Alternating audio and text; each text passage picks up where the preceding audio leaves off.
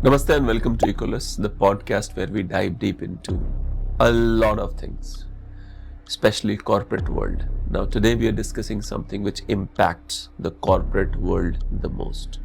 I'm your host Sushil Singh, and today we are tackling a topic that's been in my mind for a while. Personal dynamics between two of the world's most polarizing leaders, India's Narendra Modi and America's Donald J. Trump. This ain't about India and US as nation. People-to-people relationship between the two countries is fantastic. I work with American clients and they are great people. We in India love American soft power, the Hollywood, the idea of American films, the creativity, the dream they inspire. But when it comes to Modi and Trump, it feels like a personal clash, a tug of war between two strong personalities. So let's unpack this, explore where it's headed and why it matters to both our democracies. Buckle up, it's going to be some ride for you. Let's start with the history.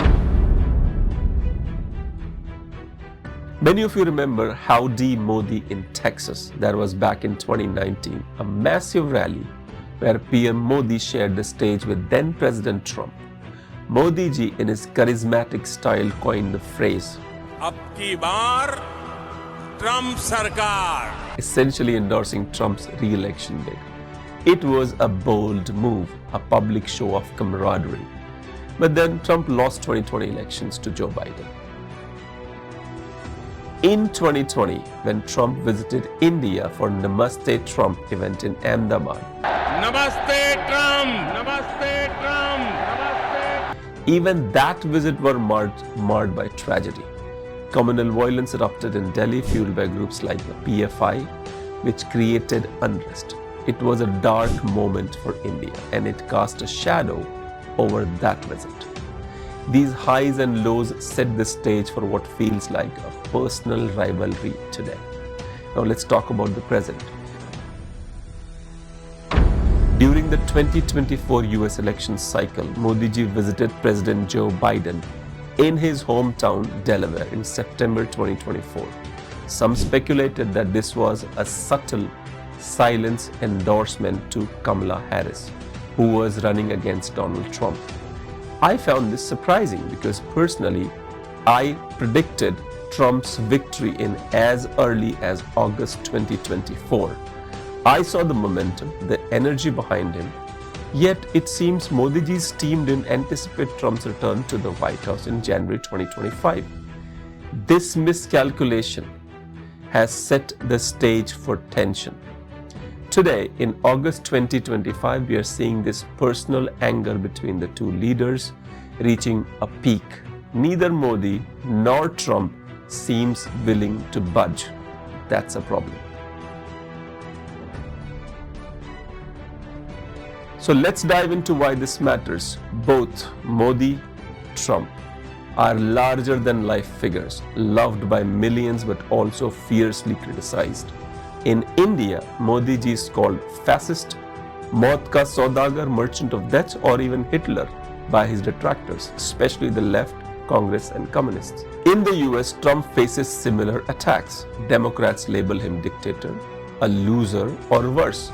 It's striking how much they have in common, Trump and Modi. Both are targeted by the left, accused of undermining democracy, yet both command massive support for their nationalistic visions. You'd think this shared experience would make them natural allies, right? They have their emotional leaders, by the way, driven by passion and a deep connection with their base. But instead of a close friendship, we are seeing a clash. Take Trump's recent trade moves. For example, just days ago, he said that I'm slapping India with 50% tariff on all Indian goods and services. This comes after he initially floated a 5% tariff, then raised it to 25% and now 50%. It's like he's escalating a personal vendetta. When he proposed 25% tariff, India's finance minister, Nirmala Sitharaman responded firmly. Let me read the last lines of her statement. India will not bow to unilateral pressures. Our trade policies are rooted in mutual respect and national interests. Strong words, possibly Modiji's his own words. But Trump, he's negotiating the only way he knows, being a hard ass. He's also threatening penalties over Indian purchase of Russian oil, which is a kind of hypocrisy because America is buying Russian uranium and other stuff from Russia for its own energy needs. Europe is buying a lot of gas and oil from Russia. So that's something which is a hypocrisy from Trump. It's true, it's a hypocrisy. Now here is where I personally get frustrated. Donald J. Trump, his behavior feels less like a president of a democratic nation, more like a king of a kingdom. He's acting like a child who's throwing tantrums, threatening to fuck the entire sports up.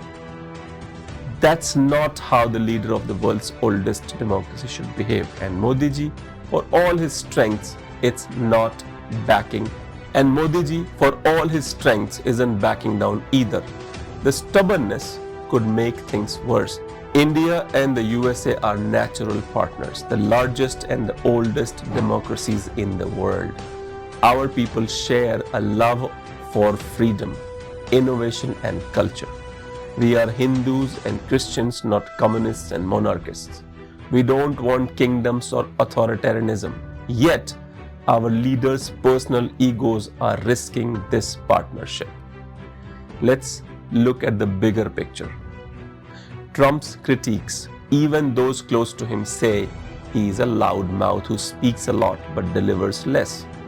We have heard this from former aides, political analysts, and even some Republicans. The Democrats, they are ruthless. They call him everything from dictator to a failure. Modi ji is facing similar heat in India. The left paints him as a tyrant, but his supporters see him as a visionary transforming India. Recently, Rahul Gandhi said Indian economy is dead because Trump is saying it's dead. How unfortunate. This parallel ideally should bring these two leaders together, not drive them apart.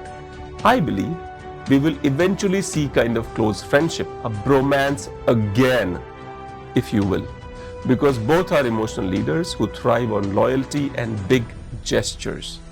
But right now, as of August 2025, it's a vicious circle of mistrust and ego. Let's talk diplomacy. I don't know much about diplomacy, but let's talk diplomacy. Indian National Security Advisor is claimed, Mr. Ajit Doval is claimed that he is in Russia. Modi ji is set to attend SCO summit in China on August 31st, 2025. Understand this, Mr. Modi. Even if you go to SCO, this is not your show of strength. With Trump's tariff looming and global tensions rising, Modi ji needs to tread carefully. The SCO with China and Russia as key players isn't exactly a platform where India can flex its muscles as of now. We need to focus on strengthening ties with US, not risking further strain. So, what's the path forward? I believe Modi and Trump need to rise above their personal differences. They should recognize their shared challenges, fight leftist criticism, balancing nationalism with global cooperation and leading a vibrant democracies. A 50% tariff or penalties on Russian oil won't solve anything, Mr. Trump. It will hurt both the economies and the people. Instead, they should sit down. Trump and Modi must sit down, maybe over a cup of chai or Diet Coke, because both of them don't drink beer. Talk it out. India and the USA are too important to let the ego drive and derail the partnership and poison the partnership. Today, as I wrap up, I want emphasis on one thing: the love and respect between India and the USA are unshakable. Our people, Hindus, Christians, and everyone else share a vision of democracy and freedom.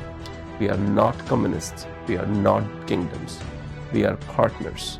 Modi ji and Trump ji need to remember that. Let's push for dialogue. not tariffs. Let's build a closed friendship, not closed economy. This is Sushil Singh signing off from Echoles. Keep the conversation going. Namaste, subscribe, like, and press the bell icon.